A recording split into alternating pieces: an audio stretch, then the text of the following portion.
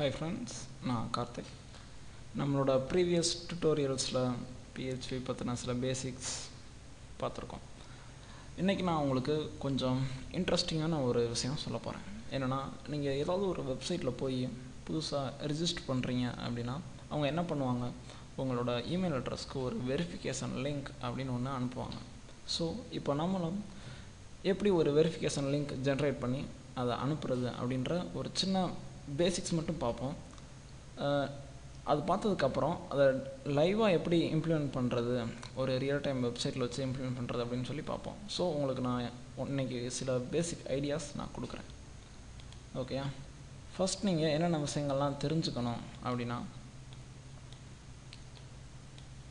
First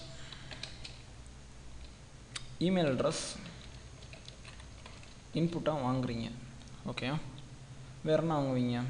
user name வாங்குவோம். 3 password.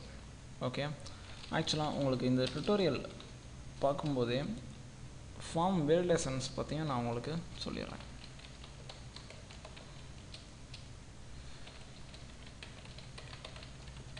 Okay, இப்போது உங்களோட சைன்அப் ஃபார்மில் இமெயில் அட்ரஸ் வாங்குவோம், யூசர் நேம் வாங்குகிறோம், பாஸ்வேர்டு வாங்குகிறோம், ரீஎன்டர் பாஸ்வேர்டு, அதாவது அவங்க பாஸ்வேர்டை இன்னொரு டைப் பண்ண சொல்லி மேட்ச் பண்ணி பார்க்குறது. இப்போது இதில் மொத்தம் 2 விதமான ப்ராசஸிங் இருக்குது. ஒன்று என்ன அப்படின்னா கிளையண்ட் லெவல் வெரிஃபிகேஷன் வேலிடேஷன், இன்னொன்று சர்வர் லெவல் வெரிஃபிகேஷன்.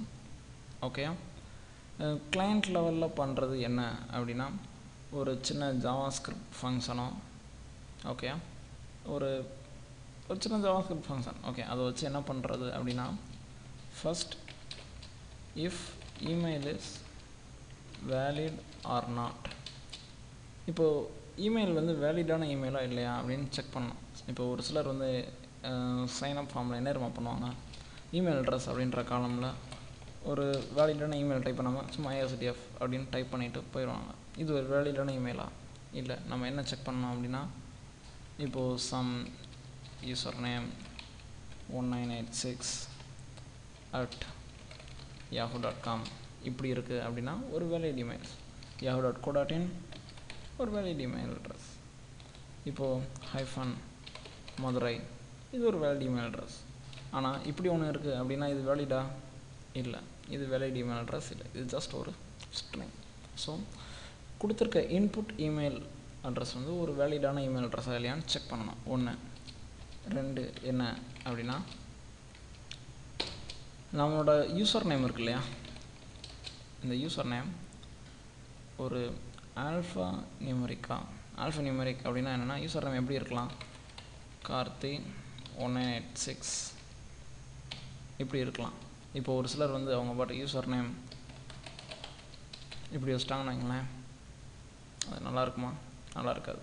இது நல்லா இருக்காதுன்னு சொல்கிறத விட இதில் சில செக்யூரிட்டி ப்ராப்ளம்ஸ் வரும், அதாவது இந்த மாதிரி ஸ்பெஷல் கேரக்டர்ஸை அலோவ் பண்ணும்போது. ஓகே, 3வது என்ன அப்படின்னா, அந்த பாஸ்வேர்ட் ரீஎன்டர் பாஸ்வேர்ட் ரெண்டும் கரெக்டாக இருக்கான்னு பார்க்கணும். இப்போ ஒருத்தர் வந்து பாஸ்வேர்டு அப்படின்றதில் மை பாஸ் அப்படின்னு டைப் பண்ணுறாரு, ரீஎன்டர் பாஸ்வேர்டு இதில் ASDFன்னு டைப் பண்ணுறாரு. இப்போ இது ரெண்டும் மேட்ச் ஆகுதா? கண்டிப்பாக இல்லை. ஸோ இது ரெண்டையும் கம்பேர் பண்ணி இது ஒரு வேலிடான பாஸ்வேர்டா இல்லையா அப்படின்றத செக் பண்ணும். இது எல்லாமே எதில் வருது அப்படின்னா கிளையண்ட் லெவல் வேலிடேஷன். ஓகே, இப்போது சர்வர் லெவல் வேலிடேஷன் அப்படின்னு ஒன்று இருக்குது.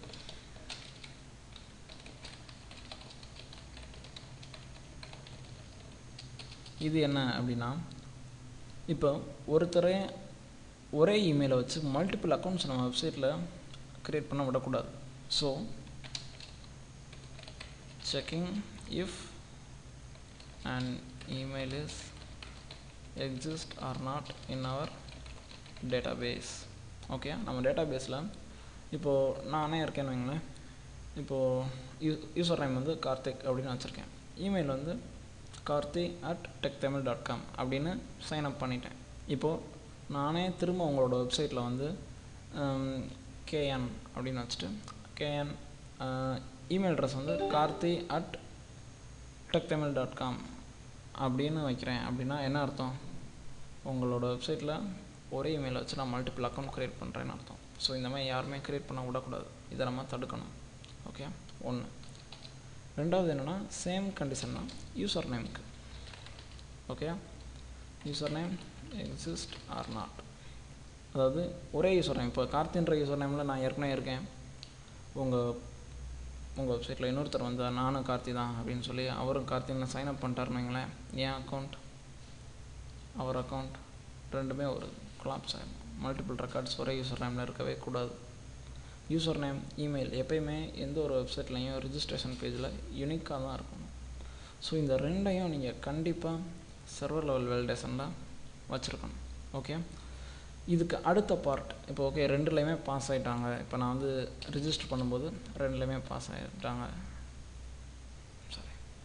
I'm sorry fucking edit it. Okay, இப்போது client level validation, server level validation ரெண்டுலேயுமே எந்த பிரச்சனையும் இல்லை. ஒரு மெம்பர் வந்து கரெக்டான டீட்டெயில்ஸ் மட்டும் தான் ஃபார்மில் கொடுத்துருக்காரு அப்படின்னோடனே அவருக்கு நம்ம என்ன பண்ணணும்னா இமெயில் வெரிஃபிகேஷன் லிங்க் அதை வந்து நம்ம அவருக்கு இமெயில் அனுப்பிச்சிடணும். இப்போது நீங்கள் சில வெப்சைட்ஸில் பார்த்துருப்பீங்க, நீங்கள் ரிஜிஸ்டர் பண்ண ஒரு வித்தின் 1 or 2 minutes ஒரு இமெயில் வந்துருக்கும். அந்த இமெயிலில் click here to activate your account அப்படின்னு இருக்கும். நீங்கள் மோஸ்ட்லி அந்த லிங்க்கை யாராவது கொஞ்சம் கவனித்து ரீட் பண்ணி பார்த்துருக்கீங்களா?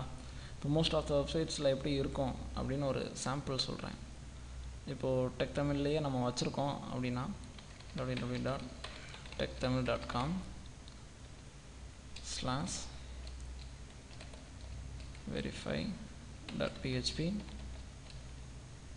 key equal to அப்படின்னு போட்டு இங்கனக்குள்ளே ஒரு கீ, ஏதோ ஒரு கீ இருக்கும், சம் ஆல்ஃபானியூமரிக் டெக்ஸ்ட்டாக இருக்கும், எப்படி இருக்கும்.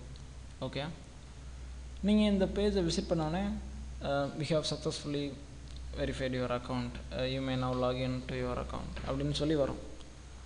ஆக்சுவலாக இந்த ப்ராசஸ் என்ன நடக்குது அப்படின்றத நீங்கள் டீட்டெயிலாக புரிஞ்சுக்கணும். எதையுமே பண்ணுறதுக்கு முன்னாடி ஒரு தடவை நல்லா புரிஞ்சுக்கிட்டீங்க அப்படின்னா நீங்கள் அதே ஃபீச்சரை நீங்கள் எத்தனை தடவை டெவலப் பண்ணும்போதும் உங்களுக்கு ஈஸியாக இருக்கும்.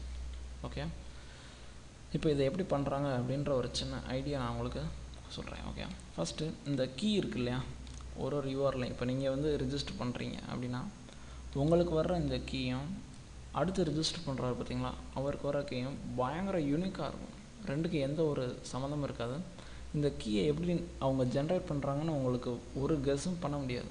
ஓகே, ஸோ இந்த கோட் கிராக்கர்ஸ் இருக்காங்க இல்லையா, அவங்கள அவ்வளோ ஈஸியாக கெஸ் பண்ண விடக்கூடாது என்ன கீ நம்ம யூஸ் பண்ணுறோம் அப்படின்னு சொல்லி. ஸோ இந்த கீ பற்றி நீங்கள் தெரிஞ்சதுக்கு முன்னாடி ஒரு சின்ன ஃபங்க்ஷன் பற்றி தெரிஞ்சுக்கணும். அந்த ஃபங்க்ஷன் பேர் வந்து MD5. அந்த கீ ஜென்ரேட் பண்ணுறதுக்கு நம்ம MD5 ஃபங்க்ஷனை யூஸ் பண்ண போகிறோம். அந்த ஜென்ரேட் பண்ண கீயை அந்த பர்டிகுலர் யூஸருக்கு நம்மளோட டேட்டாபேஸ் டேபிளில் ஸ்டோர் பண்ணி வச்சிடணும். ஓகே, ஸ்டோர் பண்ணி வைக்கிறதோட மட்டும் இல்லாமல் அந்த பர்டிகுலர் யூஸர் வந்து அவரோட அக்கௌண்ட்டை வெரிஃபை பண்ணிட்டாரா இல்லையா, அது ஒரு ஸ்டேட்டஸ் மாதிரி. இப்போது status equal to pending, status equal to active, இப்படி வந்து ஸ்டேட்டஸ் வந்து செட் பண்ணணும். எக்ஸாம்பிளுக்கு இப்போ எந்த ஒரு மெம்பர் புதுசாக ரிஜிஸ்டர் பண்ணாலும் அவங்களோட ஸ்டேட்டஸ் வந்து எப்போயுமே பெண்டிங் தான் இருக்கணும் நம்ம டேட்டா பேஸில். ஓகே, இப்போ அவர் வந்து ஒரு வெரிஃபிகேஷன் லிங்க் நம்ம ஜென்ரேட் பண்ணி கொடுத்த வெரிஃபிகேஷன் லிங்க்கை கிளிக் பண்ண உடனே இந்த verify.php இருக்கு இல்லையா, இது என்ன பண்ணணும் அப்படின்னா அவரோட ஸ்டேட்டஸ் வந்து பெண்டிங்லேருந்து ஆக்டிவாக மாற்றிடணும். அதே நேரத்தில் நம்மளோட லாகின் ஃபார்ம் இருக்கு இல்லையா, அந்த லாகின் ஃபார்மில் இருக்கிற யூசர் நேம் பாஸ்வேர்டை நம்ம செக் பண்ணும்போது வெறும் யூசர் நேம் பாஸ்வேர்டை மட்டும் செக் பண்ணக்கூடாது, அந்த யூசரோட ஸ்டேட்டஸும் ஆக்டிவ்னு இருக்கா அப்படின்றத தான் அதையும் சேர்த்து செக் பண்ணணும்.